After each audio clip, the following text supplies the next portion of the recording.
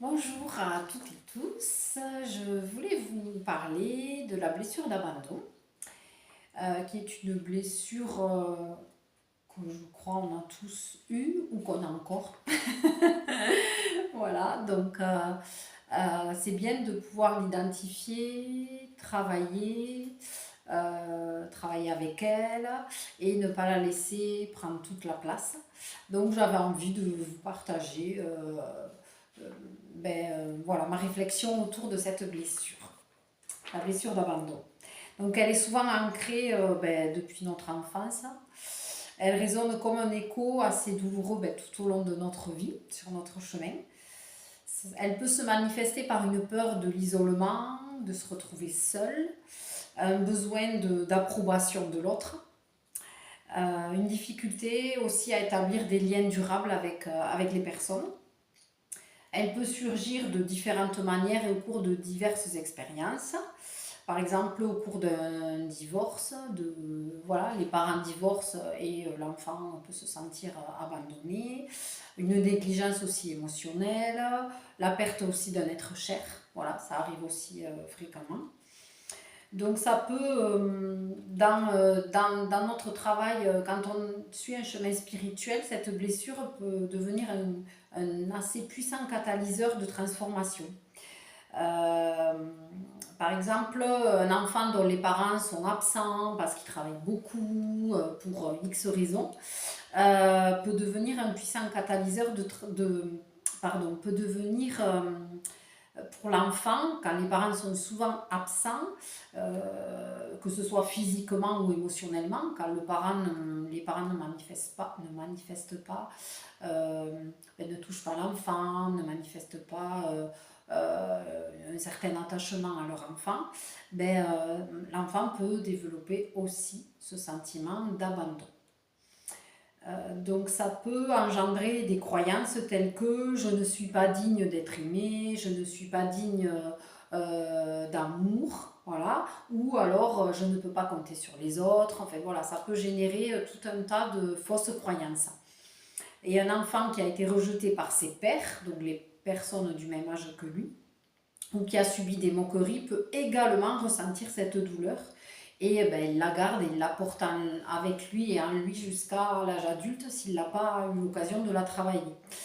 Donc reconnaître cette douleur, cette blessure d'abandon, c'est la première étape vers la guérison, vraiment. Et en plongeant au cœur de cette blessure, on peut commencer à comprendre ses racines et à aller chercher d'où elle vient. La spiritualité nous invite à nous connecter à notre espace intérieur où l'amour et la lumière résident.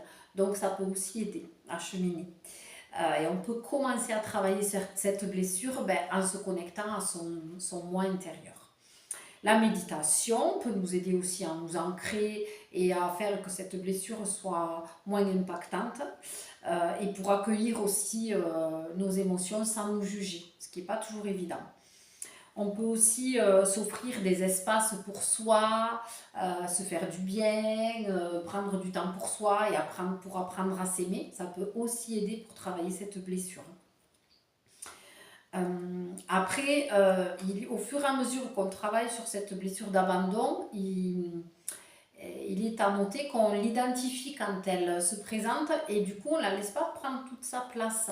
On dit ok, elle est là, mais petit à petit elle prend moins de place et on arrive à passer à autre chose et à traverser l'épreuve de manière beaucoup plus légère. Et le pardon, c'est une étape pour moi en tout cas cruciale. J'ai pu expérimenter ça plusieurs fois. Pardonner aux autres qui ont pu nous blesser parfois et souvent même sans le vouloir.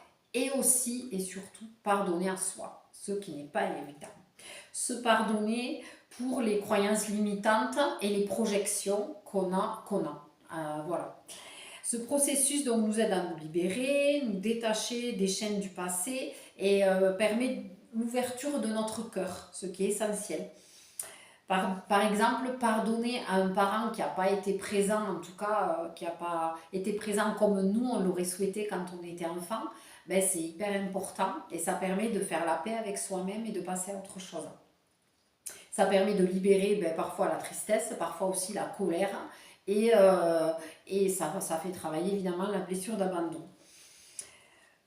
Donc, en s'entourant de personnes bienveillantes, évidemment, on peut transformer cette douleur en force et apprendre à être résilient et travailler aussi sur être moins dans les projections et moins imaginer des choses qui sont complètement fausses sur l'autre et sur soi-même aussi.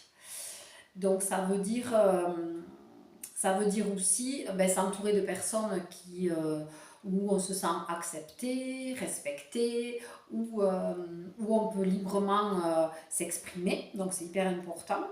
Et la spiritualité peut devenir vraiment un chemin de guérison vers l'acceptation de soi, de qui on est, et vers apprendre à s'aimer et se donner de l'amour. Voilà.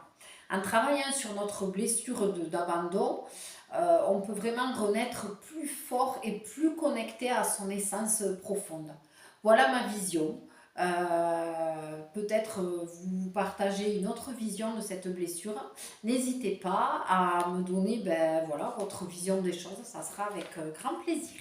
Merci pour votre écoute et au plaisir de rééchanger et d'aborder d'autres sujets. Merci, à bientôt.